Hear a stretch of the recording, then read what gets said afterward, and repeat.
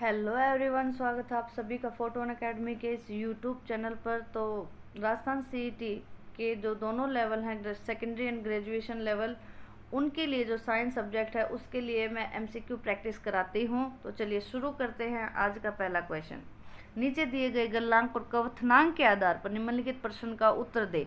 एक सोडियम है जिसका गलनांक कितना है 98 और सल्फर का है 115, तो और कवथनांक है 882 और 444। तो क्या कह रहा है, किस तापमान पर दोनों तत्व हैं जो द्रव अवस्था में आ जाएंगे। सोडियम को द्रव अवस्था में लाने के लिए हमें कितना टेम्परेचर चाहिए 98, और सल्फर को द्रव अवस्था में लाने के लिए हमें कितना टेम्परेचर चाहिए 115 डिग्री सेल्सियस।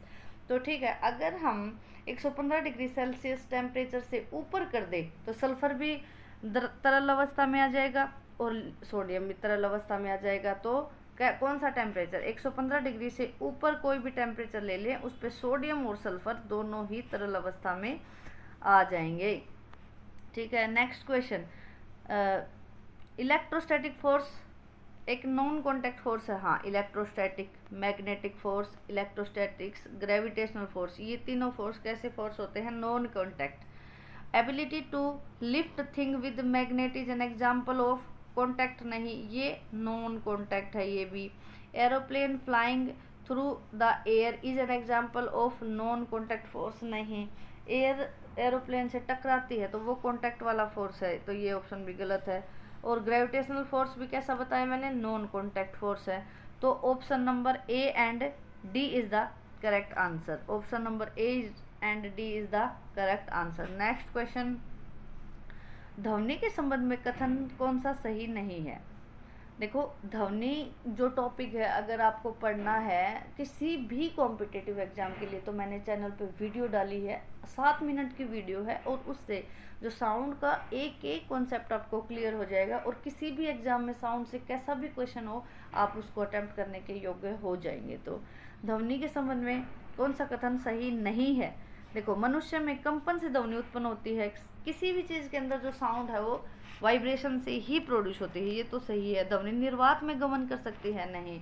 ध्वनि जो है सॉलिड में मूव कर सकती है, लिक्विड में मूव कर सकती है, गैसेस में मूव कर सकती है, लेकिन जहाँ पे कोई भी मीडियम ना हो उसको हम निर्वात बोलते हैं, उसको हम वैक्यूम बोलते हैं। और वैक्यूम जो साउंड है वो लॉन्गिट्यूडनल वेव होती है, और लॉन्गिट्यूडनल वेव को ट्रैवल करने के लिए किसकी आवश्यकता होती है, किसी ना किसी मीडियम की आवश्यकता होती है। यदि आयाम 2 गुना हो जाता है तो प्रबलता 4 गुना हो जाती है। ठीक है, हाँ सही है ये कथन। कंपन की आवृत्ति जितनी अधिक होगी ध्वनि उतनी ही तीखी होगी। तो मैंने उस वीडियो में भी बताया है, यहाँ पे भी मैं आपको बता रही हूँ कि जो श्रिलनेस होती है साउंड की, तीखापन होता है साउंड का, वो उसकी फ्रीक्वेंसी पे डिपेंड करती है। और जो लाउडनेस होती है साउंड की, वो किस पे डिपेंड करती है, वो उसके आयाम पे डिपेंड करती है। Option number 2 is the wrong answer. अब देखो, पीएच वैल्यू दी गई है ए, बी, सी और डी की। ए की 9, बी की 2, सी की 7 और डी की 4। तो आपको ये बताना है कि इनमें से सबसे ज़्यादा एसिडिक कौन है और सबसे ज़्यादा बेसिक कौन है। तो देखो, 7 से 14 तक पीएच वैल्यू वाले हैं वो तो होते हैं क्षार, क्या होते हैं, सार। और 0 से लेके 7 तक है वो होते हैं अम्ल। तो 7 से नीचे जितनी भी ज़्यादा वैल्यू कम होती जाएगी वो उतना ज़्यादा एसिडिक होगा, और 7 से ऊपर वैल्यू होती जाएगी तो वो कैसा होगा, वो क्षारीय नेचर का होगा।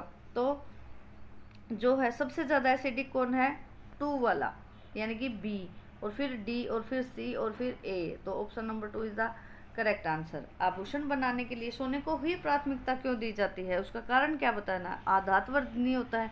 थोड़े से सोने को हम पीट पीट के कुछ बड़ा भी गहना बना सकते हैं, सही है। रेजिस्टेंट टू कोरिजन होता है, खराब नहीं होता जल्दी से, क्योंकि बहुत कम रिएक्टिव मेटल होती है, सबसे कम रिएक्टिव मेटल होती है गोल्ड, और उसमें रिएक्शन ज़्यादा नहीं होती। अदरवाइज हमें पता चले कि गोल्ड है जो पानी से रिएक्ट कर गया, हमारा गोल्ड खराब हो गया, हवा से रिएक्ट कर गया, हमारा गोल्ड खराब हो गया। चांदी देखो कट जाती है फिर भी ब्लैक पड़ जाती है, लेकिन सोना जो प्योर गोल्ड होता है वो खराब नहीं होता। तो ये ऑप्शन भी सही है। अत्यधिक क्रियाशील नहीं, बिल्कुल क्रियाशील नहीं होता।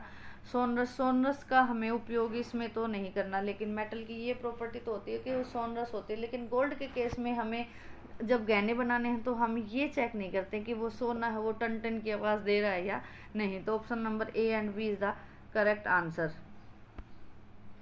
निम्नलिखित कथनों को भौतिक परिवर्तनों वाले समुच्चय की पहचान करनी है, ठीक है, जो सिर्फ भौतिक परिवर्तन है। लोहे में जंग लगना ये केमिकल चेंज है। आइसक्रीम का पिघलना और मोम का जमना ये है फिजिकल चेंज। आइसक्रीम का जलना, चॉकलेट का पिघलना, टॉफी का घुलना ये हैं सारे के सारे physical change. Option number 2 is the correct answer. भोजन का पकना, देखो कच्चा भोजन और पक्का भोजन जो दोनों की प्रॉपर्टी वो अलग अलग होंगी, इसलिए भोजन का पकना भी हमारा क्या होता है, केमिकल चेंज होता है। लोहे में जंग लगना वापस से केमिकल चेंज है। नेक्स्ट क्वेश्चन, एस्टर वे रसायन है जो फ्लो जैसी गंध देते हैं। हाँ सही बात है, एस्टर के अंदर से ऐसी स्मेल आती है जैसी फ्लो के अंदर से आती है, ठीक है। और पॉलीएस्टर वास्तव में एस्टर की दोहराई जाने वाली इकाइयों का एक बहुलक होता है। एस्टर वे रसायन होते हैं जिनके अंदर से फ्लो जैसी खुशबू आती है। एस्टर के अंदर बहुत अच्छी सी खुशबू आती है। दूसरा, पॉलीएस्टर कैसे बनता है, जो एस्टर है उसकी एकल यूनिट जब बार बार दोहराई जाती है और उनको जोड़ दिया जाता है तो पॉलीएस्टर बन जाता है। क्या बन जाता है, पॉलीएस्टर, ठीक है। तो option number A and B यानी कि कथन 1 और कथन 2 दोनों ही सही हैं। Option number 1 is the correct answer. Next question, निम्नलिखित को उनके उपयोगों से सुमेलित कीजिए। निम्नलिखित को उनके उपयोग बताने हैं। अब हमें बता, देखो सल्फर फॉस्फेट किसके लिए यूज करते हैं, हम उर्वरक के लिए यूज करते हैं। सल्फर फॉस्फेट किसके लिए यूज करते हैं, उर्वरक के लिए यूज करते हैं। 2,4-D ये क्या है, ये खरपतवार नाशी होता है। क्या होता है, खरपतवार नाशी होता है। पैराफिन मोम मलहम के लिए यूज होता है। पैराफिन मोम किसके लिए यूज होता है, मलहम के लिए यूज होता है। और बिटुमेन पेंट के लिए यूज होता है। तो ए में जाएगा सेकंड, सिर्फ और सिर्फ एक ही ऑप्शन में है। बी में कौन जाएगा, फर्स्ट, सी में फोर्थ एंड डी में थर्ड। तो ये इसका आंसर हो गया ऑप्शन नंबर ए। नेक्स्ट क्वेश्चन, टीके हमारे शरीर को प्रतिरक्षा प्रदान करते हैं। देखो हम हमारे जो वैक्सीन लगवाते हैं वो हमारे शरीर को क्या करते हैं, प्रतिरक्षा देते हैं। वो किस तरीके से हमारे शरीर को प्रतिरक्षा देते हैं, ये ऑप्शन बताना हमें। हमारे शरीर में एंटीजन की संख्या बढ़ाकर नहीं, हमारे शरीर को एंटीबायोटिक प्रदान करके नहीं, हमारे शरीर को सूजन रोधी कोशिकाओं का उत्पादन करने के लिए प्रोग्राम करके नहीं। क्या हमारे शरीर में वो हमारे शरीर को ऐसे प्रोग्राम कर देते हैं कि सूजन रोधी कोशिकाओं का उत्पादन कर दो, नहीं, गलत है। हमारे शरीर को उपयुक्त एंटीबॉडी उत्पन्न करने के लिए प्रोग्राम करके। देखो ये हमारे शरीर को जब हमने वैक्सीन लगवा ली तो ये हमारे शरीर को इस तरीके से प्रोग्राम कर देते हैं कि जब भी उस बीमारी का आक्रमण हमारे शरीर पे हो तो जो शरीर है वो उसके खिलाफ एंटीबॉडी बना दे। जब भी बॉडी के ऊपर अटैक होगा ना तभी वो एंटीबॉडी बनाएगा, पहले से बना के नहीं रखता, ठीक है।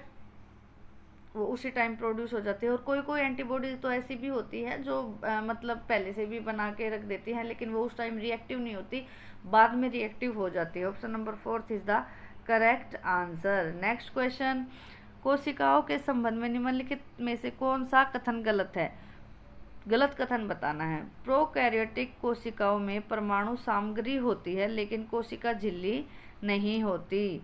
प्रोकैरियोटिक कोशिकाओं में कोशिका झिल्ली नहीं होती, गलत कथन बताना है। लवक पौधे और पशु दोनों कोशिकाओं में मौजूद होते हैं, नहीं। जो प्लास्टिड होते हैं वो सिर्फ और सिर्फ पौधों के अंदर ही अवेलेबल होते हैं, पशु के अंदर नहीं होते। कोशिका झिल्ली जो होती है जंतु और पादप दोनों में होती है। कोशिका झिल्ली तो जंतु और पादप दोनों में होती है लेकिन कोशिका जो भित्ति होती है वो केवल किस में होती है, पादपों में होती है और कुछ एक बैक्टीरिया के अंदर होती है। तो option number 2 is the correct answer. Option number 2 is the correct answer. तो ये थे सीईटी के आज के लिए 10 क्वेश्चन। देखो सीईटी के लिए अगर आपको तैयारी करनी है ना तो आप क्वेश्चन प्रैक्टिस किसी भी एग्ज़ाम के प्रीवियस ईयर क्वेश्चन उठा लो। क्योंकि हमारा जो सीईटी है वो तो एक ही बार हुआ है तो हम सीईटी के प्रीवियस ईयर क्वेश्चन तो उठा नहीं सकते हैं। तो लेकिन जिस भी एग्ज़ाम में जो जो हमारा टॉपिक है सिलेबस में, जो जो टॉपिक दिए गए हैं, उन टॉपिक के किसी भी एग्ज़ाम के प्रीवियस ईयर क्वेश्चन उठाओ और उन क्वेश्चन को लगाना शुरू कर दो। धीरे धीरे, अभी टाइम है एग्ज़ाम में, धीरे धीरे आपकी प्रिपरेशन हो जाएगी। सिलेबस उठाओ, क्वेश्चन लगाओ, सिलेबस उठाओ, क्वेश्चन लगाओ। आपको ज़्यादा डीप कॉन्सेप्ट पढ़ने की ज़रूरत नहीं है, क्योंकि सिलेबस इतना वास्ट है, क्वेश्चन इतना ज़्यादा डीप पूछा नहीं जाता है। हाँ, हर एक टॉपिक को पढ़ना बहुत ज़्यादा ज़रूरी है, क्योंकि टॉपिक को आप छोड़ नहीं सकते हैं, ठीक है। और साइंस का जो कंट्रीब्यूशन है वो सीईटी के अंदर कितना, ये मान के चलो 30 to 35 क्वेश्चन का होगा, यानी कि 70 मार्क्स तक का कंट्रीब्यूशन होगा। तो आप साइंस को लीव भी नहीं कर सकते हैं, इसलिए साइंस की आपको पक्की तैयारी करके चलनी है। साइंस की तैयारी के लिए जुड़े रहिए फोटोन अकेडमी के यूट्यूब चैनल से। वीडियो को लाइक करें, शेयर करें एंड चैनल को सब्सक्राइब करें। Thank you so much.